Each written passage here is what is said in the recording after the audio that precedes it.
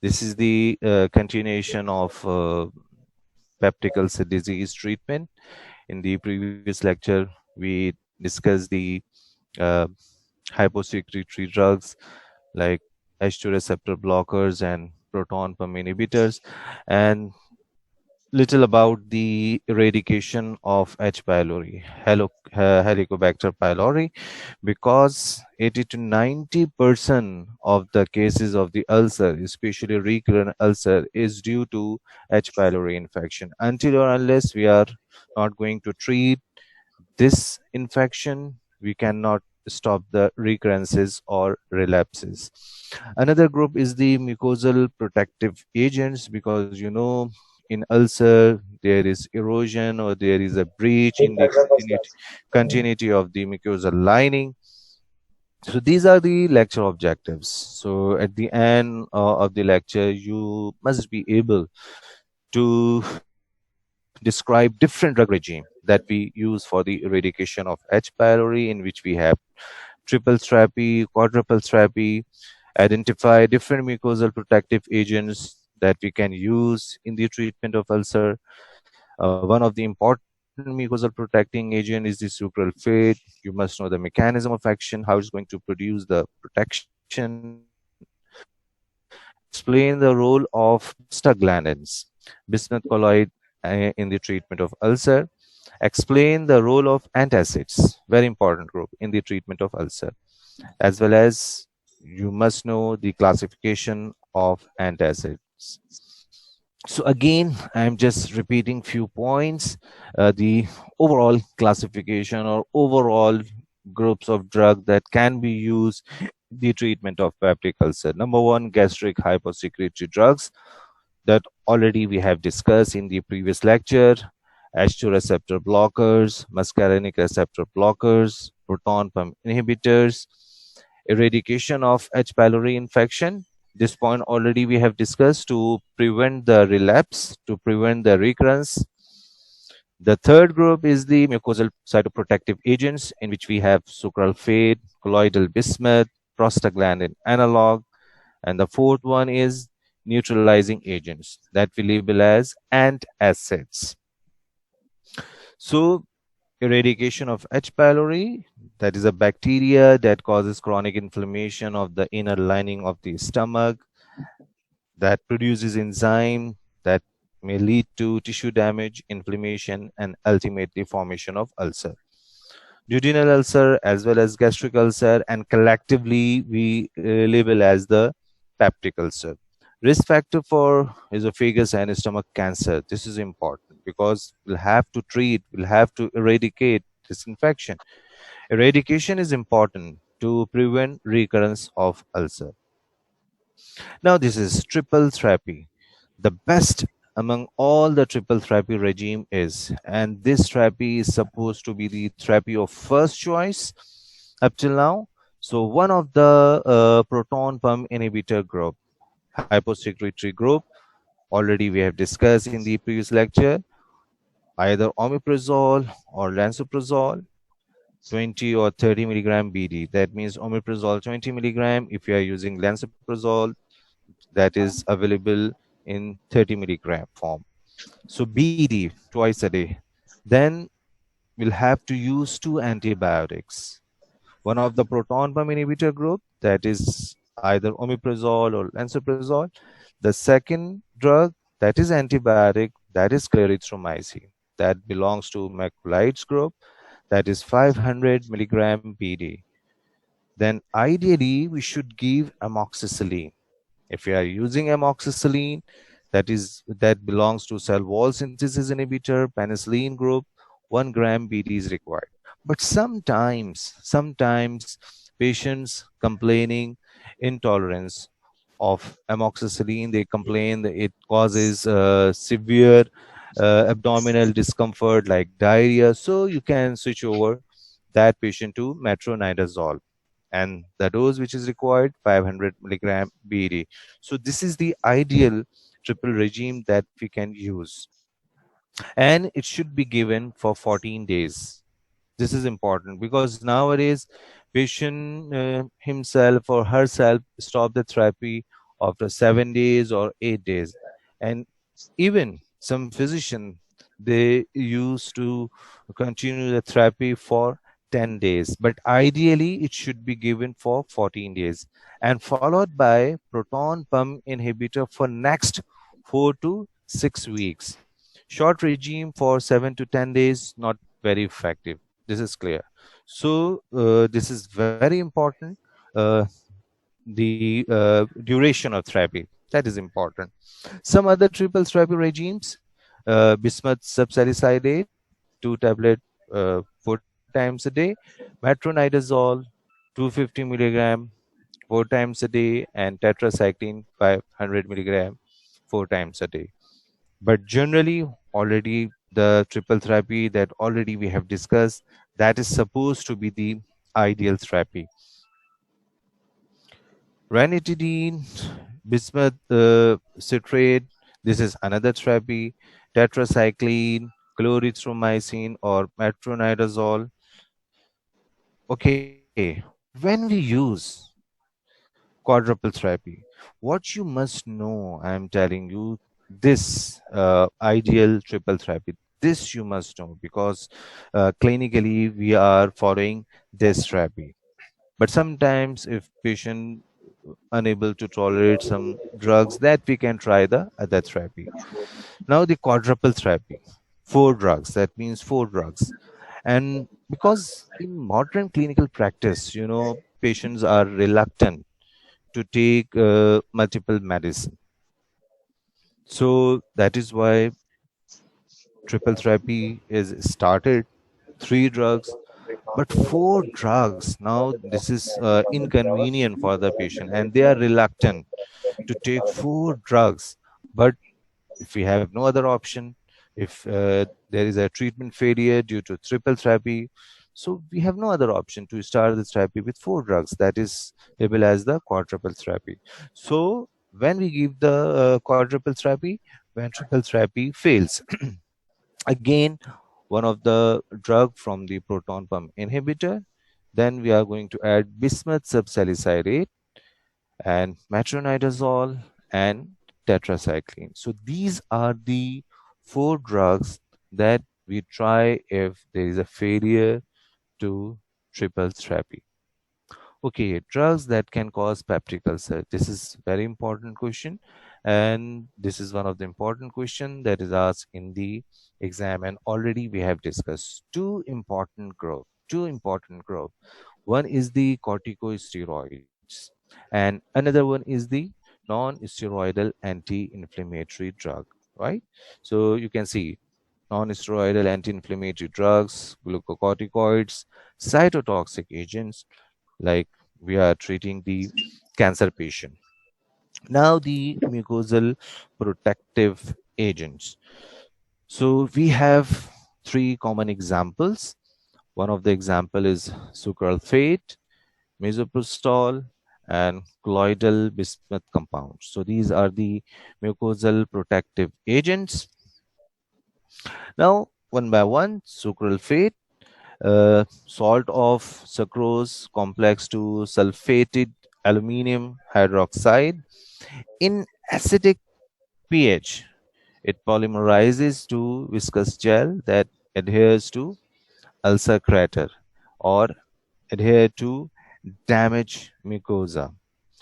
It should be taken on empty stomach 1 hour before meals because it only polymerizes, it only break up in the acidic environment. Clear? It can also be used for stress ulcer, erosions, peptic ulcer disease, concurrent antacids. This is important point. Concurrent antacids, H2 antagonist avoided. Why? If I'm going to ask why antacids and antagonists should be avoided if we are using sucralfate simultaneously.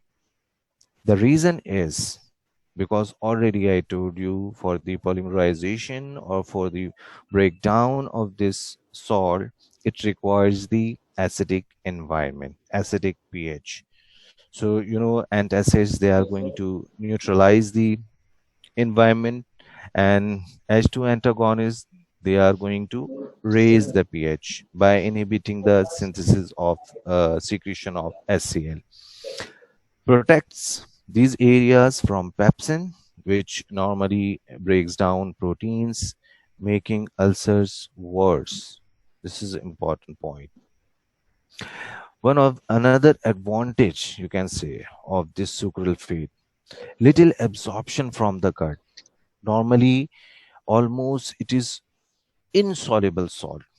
So, is there any clinical importance of this? Yes, because anything which is not going to get absorbed from the GIT, that is not going to enter into the systemic circulation. So, systemic side effects are minimal. So, this is one of the advantage of this insoluble property of this sucralfate. But it may cause due to because it will remain in the GIT, so it may cause constipation, nausea, and dry mouth. Another important point, may impair absorption of other drugs, especially tetracycline, because it will form the chelates of tetracycline and make tetracycline unabsorbable. Binds with phosphate, may be used in chronic renal failure to reduce phosphate levels. Do not administer with other medications. Why? Already we have seen that increased chances of drug interaction. This sucralfate may act as adsorbent and prevent the absorption of other drug. Another mucosal protecting agent, that is the misoprostol, that is the prostaglandin E1 analog. But clinically, there are some other conditions in which we are using this prostaglandin analog other than use in GIT, because currently we are not using this prostaglandin analog. We are using the most powerful group that produce the absolute inhibition of the HCl secretion, that is the proton pump inhibitor.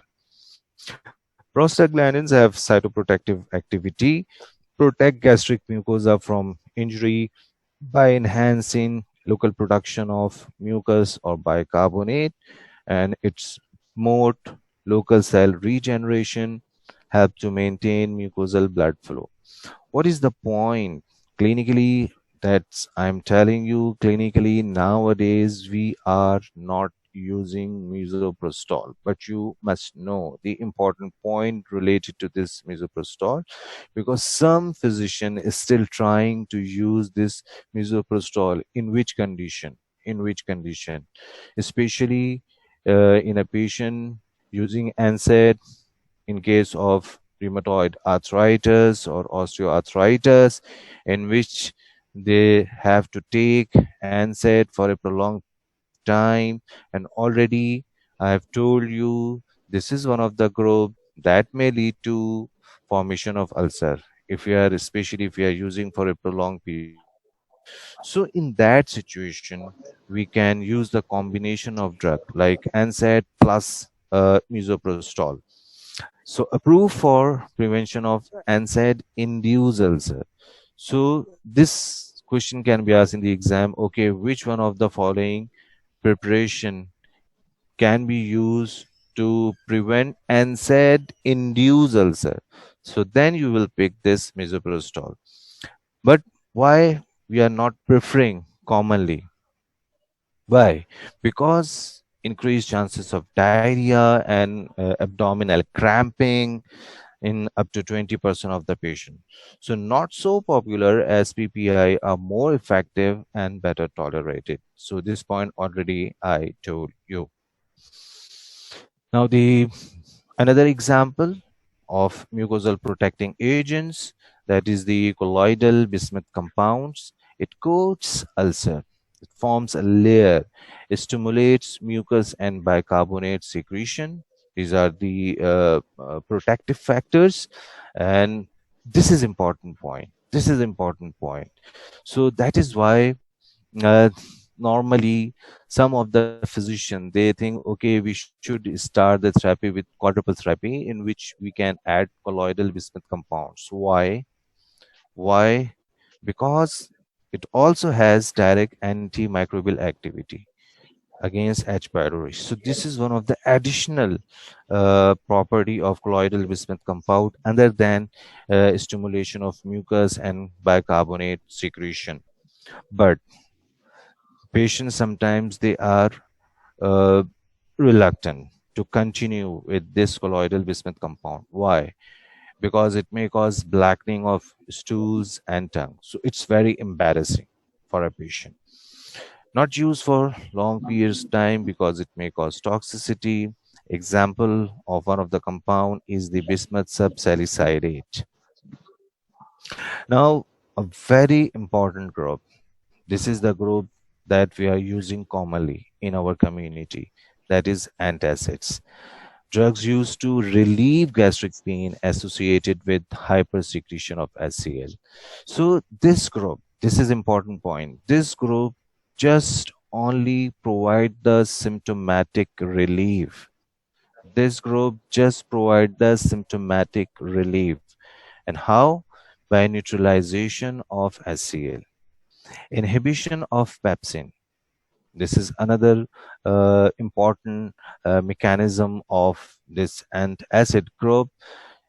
It raises the by neutralization of the HCl. It raises the pH, and the activity of pepsin is inhibited at pH 5. So this is the important point. Therapeutic uses normally we use for the relief of pain of peptic ulcer. Dyspepsia. Now, the classification of antacids. We can classify, and this is very important question that oftenly asked in the exam. The classification of antacids. Antacids can be classified into systemic or non-systemic. Non-systemic is also labeled as the local antacids. So systemic antacids, as the name indicates, that means definitely these preparation they are going to get absorbed from the GIT and enter into the systemic circulation and increase chances of systemic side effects. So one of the example is sodium bicarbonate. So how when it combines with HCl, it will form the salt sodium chloride and it will releases carbon dioxide. What are the disadvantages of this one of the systemic antacids, especially sodium bicarbonate? It may cause rebound hyperacidity. Rebound hyperacidity. Stomach distension due to carbon dioxide liberation and pain sensation. A very interesting point I want to share with you. Sometimes, if there is abdominal discomfort, we think it's a myth that if you are going to take a drink like 7 Up and Sprite, so it will releases this comfort or abdominal pain. After taking these drinks, carbonated drinks, there is retching or there is release of carbon dioxide, right? So rebound hyperacidity, stomach distension due to carbon dioxide liberation, and it may cause pain sensation. And when we use sodium bicarbonate, this is very important point, and already we have discussed this important point. It will increase the sodium load because this preparation get absorbed from the GIT and enter into the systemic circulation. So especially the patient having cardiac problem, renal problem. So increased sodium load may cause salt and water retention, especially in cardiac patients. So this is important point, and also it may causes systemic alkalosis.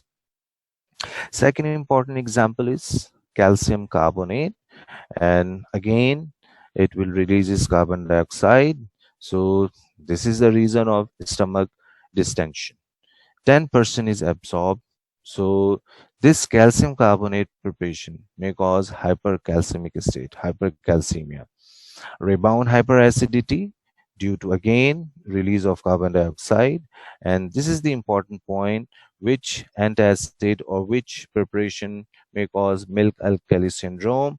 That is when we use calcium carbonate, and this milk alkali syndrome due to hypercalcemia and ultimately renal failure.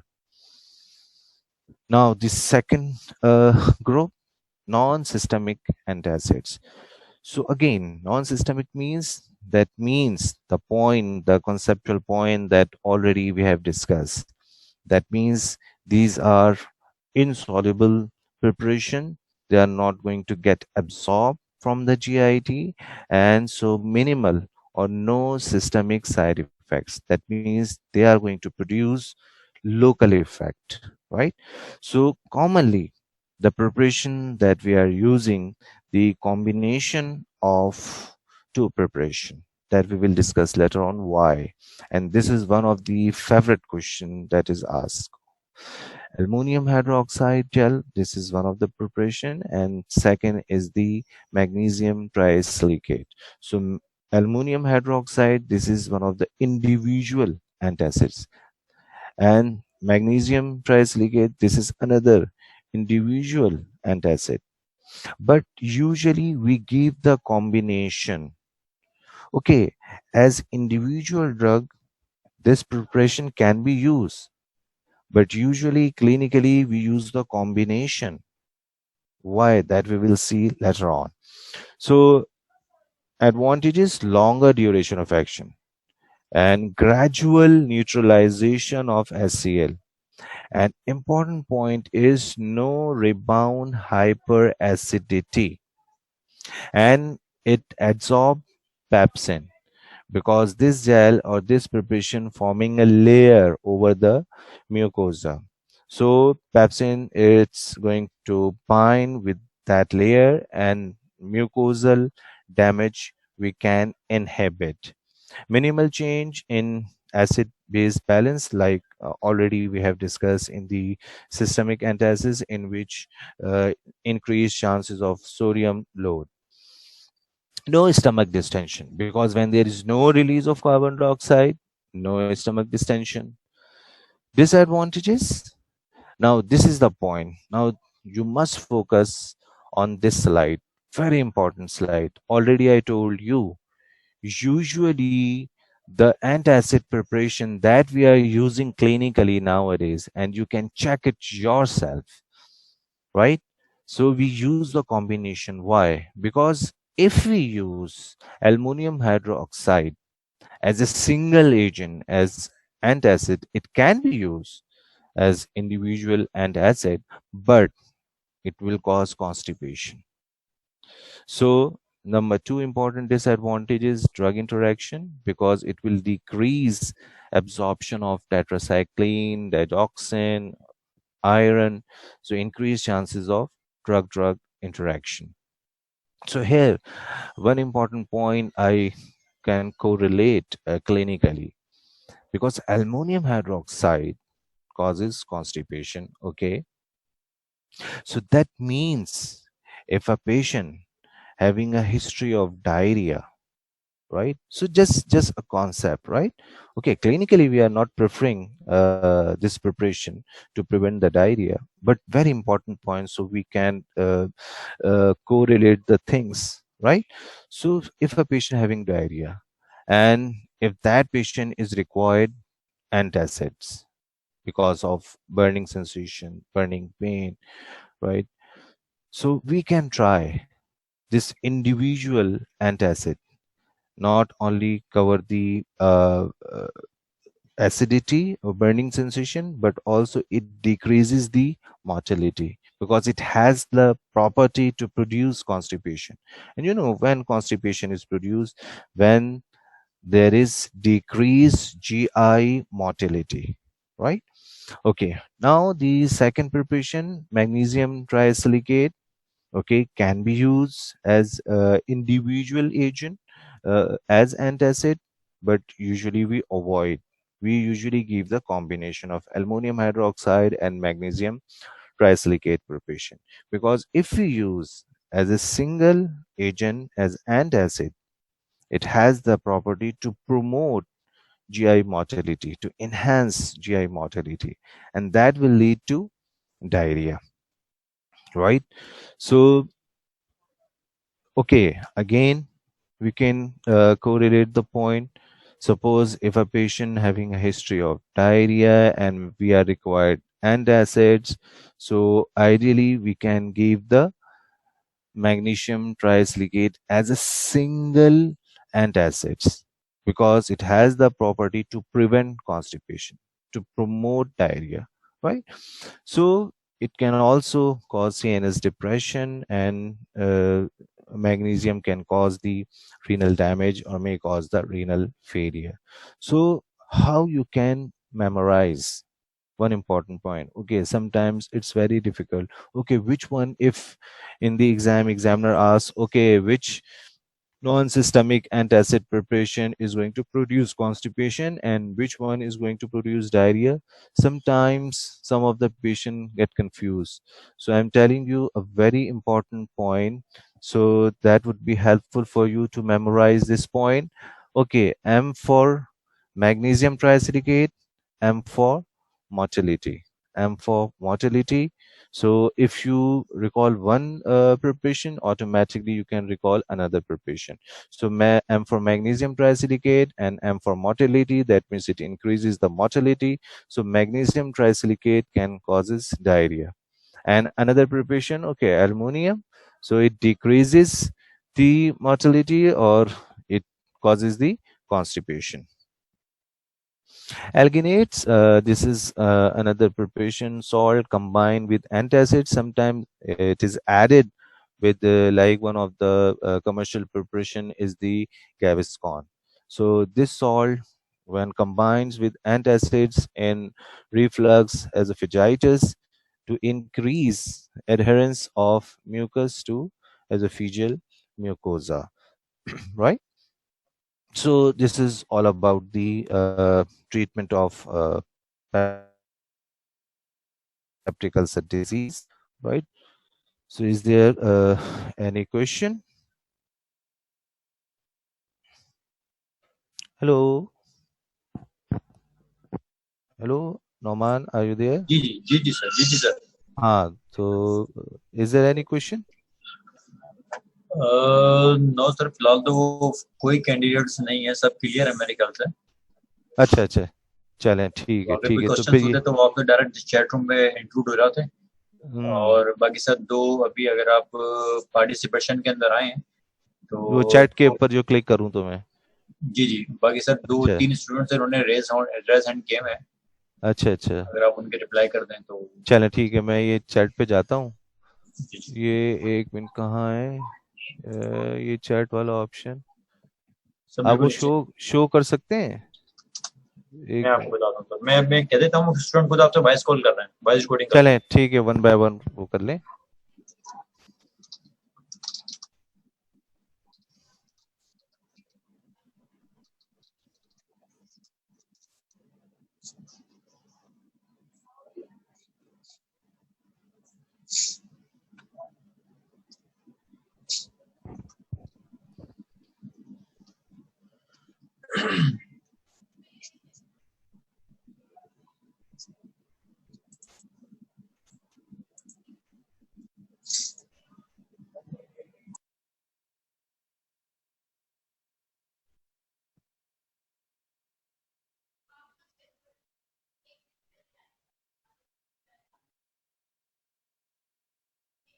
Hello hello, ji sir ji sir hello, हाँ, जी जी आवाज नहीं आ रही student की? Sir वो अभी record कोई बोल ही नहीं रहा। अच्छा अच्छा, चलें फिर वो लीव कर देते हैं। सर आप एक काम करें, अपना मैसेज, अपना ईमेल एड्रेस जो है ना इस पे मैसेज लिख दें, मैसेज पे चैट पे सेंड कर दें, ठीक है? कोई क्वेश्चन होगा तो स्टूडेंट आप डायरेक्ट मेल कर लेंगे। नहीं, मेरे ख्याल से स्टूडेंट के पास है। है हाँ, क्योंकि ओके। एक दो लोगों ने हाँ वो मेल की है मुझे जब भी लेक्चर होता है ना। ठीक ठीक ठीक तो ठीक। हाँ चलें, ठीक है फिर वो ठीक है सर, बिल्कुल। Thank you so much sir, ठीक है, thank you. Okay okay, Allah Hafiz, Allah Hafiz.